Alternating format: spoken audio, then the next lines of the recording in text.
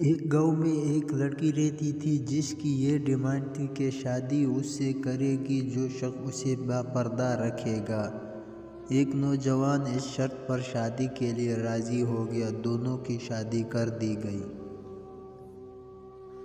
وقت گزرتا گیا یہاں تک کہ ایک بیٹا پیدا ہوا۔ ایک دن شوہر نے بیوی سے کہا کہ میں سارا دن کھیتوں میں کام کرتا ہوں، کھانا کھانے کے لیے مجھے گھر آنا پڑتا ہے، جس سے میرا بہت زیادہ وقت ضائع ہو جاتا ہے۔ کل سے تم مجھے کھانا کھیتوں میں ہی لا دیا کرو۔ بیوی اس بات کے لیے راضی ہو گئی۔ وقت مزید گزرا تو ان کے ہاں ایک اور بیٹا پیدا ہوا، جس پر شوہر نے کہا کہ اب گزارا کرنا مشکل ہو گیا، تمہیں کھیتوں میں میرے ساتھ میرا ہاتھ بٹانا پڑے گا۔ بیوی اس بات کے لیے بھی راضی ہو گئی، لیکن وہ دل سے خوش نہیں تھی کیونکہ اب وہ بے پردگی تک پہنچ گئی تھی۔ تیسرے بیٹے کی پیدائش پر اس کا شوہر اسے مکمل بے پردگی تک لے آتا ہے۔ وقت گزر گیا اور اولاد بڑی ہو گئی۔ ایک دن یوں ہی بیٹھے ہوئے شوہر ہنسنے لگا۔ بیوی نے پوچھا کیا بات ہے، کیوں ہنس رہے ہو؟ تو شوہر نے کہنے لگا کہ تو بہت پردہ کرتی تھی، آخر کار تیرا پردہ ختم ہو گیا۔ کیا فرق پڑا تجھے پردے سے، بے پردگی بھی تو ویسے ہی گزر رہی ہے۔ بیوی نے کہا کہ تم ساتھ والے کمرے میں چھپ کر بیٹھ جاؤ، میں تمہیں پردے اور بے پردگی کا فرق سمجھاتی ہوں۔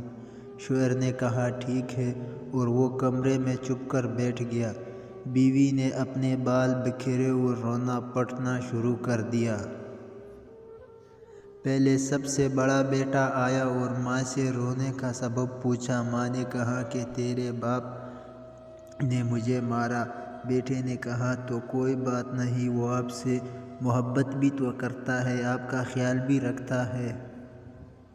اس نے ماں کو سمجھایا اور چلا گیا۔ بیوی پھر سے رونے کی ایکٹنگ کرنے لگی اور دوسرے بیٹے کے آنے پر اسے بتانے لگی کہ تیرے باپ نے مجھے مارا ہے۔ بیٹے کو غصہ آ گیا، اس نے باپ کو برا بھلا کہا اور ماں کو سمجھا کر چلا گیا۔ اب تیسرا بیٹا گھر میں داخل ہوا تو بیوی پھر سے رونے لگی۔ چھوٹے بیٹے کی پوچھنے پر اس نے بتایا کہ تیرے باپ نے مجھے مارا ہے۔ یہ سنتے ہی وہ غصے سے آگ بگولا ہو گیا اور اونچی آواز میں گالیاں دیتے ہوئے ڈنڈا اٹھا لیا اور کہنے لگا کہ ابھی باپ کی خبر لیتا ہوں۔ اتنی ہی دیر میں بیوی اٹھ کر کھڑی ہوئی اور اپنے شوہر کو آواز دے کر باہر بلایا۔ پھر کہنے لگی کہ میرا پہلا بیٹا پردے میں ہوا تھا، اس لیے اس نے تیرا پردہ رکھا۔ دوسرا نیم پردے کے زمانے میں پیدا ہوا، اس لیے اس نے تیری آدھی لاج رکھی، جبکہ تیسرا بیٹا مکمل بے پردگی میں پیدا ہوا تھا، وہ مکمل طور پر تیری عزت کا پردہ اتارنے لگا۔ سبق یہ ہے کہ پردہ عورت کا فطری تقاضا ہے اور جو اللہ تعالیٰ کی طرف سے حکم بھی ہے، جس کی بے شمار حکمت خالقی جانتا ہے۔ اور یہ دنیاوی قاعدہ بھی ہے کہ اگر آپ کسی گاڑی کو چلانے کے لیے اس کی ہدایت کے بغیر چلانا شروع کریں تو وہ یقیناً برباد ہو جائے گی۔ بات ہے کہ تو کڑوی لیکن سچی کہ ایک مرد کی غیرت کا اندازہ اس کی عورت کے لباس اور پردے سے لگایا جا سکتا ہے۔ خواہشات اپنی مرضی سے اٹھائے ہوئے بوجھ ہے، اگر اپنی پرواز بلند رکھنی ہے تو بوجھ ہلکا رکھیں، سفر آسان ہو جائے گا۔ اگر دل دکھانے پر بھی کوئی شخص آپ سے شکایت نہ کرے تو اس شخص سے زیادہ محبت آپ سے کوئی نہیں کر سکتا۔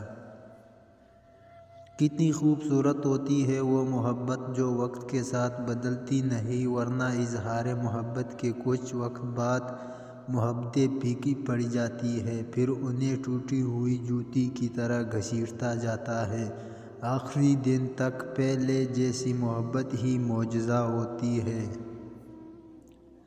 کہتے ہیں کہ بیوی کا غیر مناسب رویہ بد زبانی اور شوہر کو اس کا مقام نہ دینا شوہر کو جلد بوڑھا کر دیتا ہے۔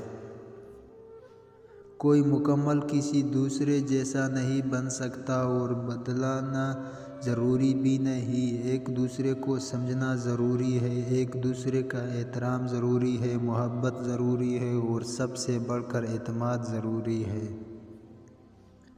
جس مرد کو سچی محبت ہو گئی وہ اس عورت کا ساتھ کبھی نہیں چھوڑے گا تو مر جائے گا۔ غلطی نہ ہونے کے باوجود، سب ختم ہونے کے قریب ہونے کے باوجود وہ اسے